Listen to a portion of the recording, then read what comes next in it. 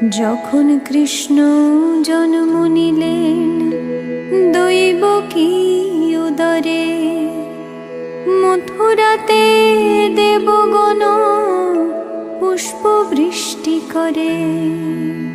বসুদেব রাখিয়া আইলেন নন্দের মন্দিরে, নন্দের আলয় কৃষ্ণ দিনে দিনে বারে।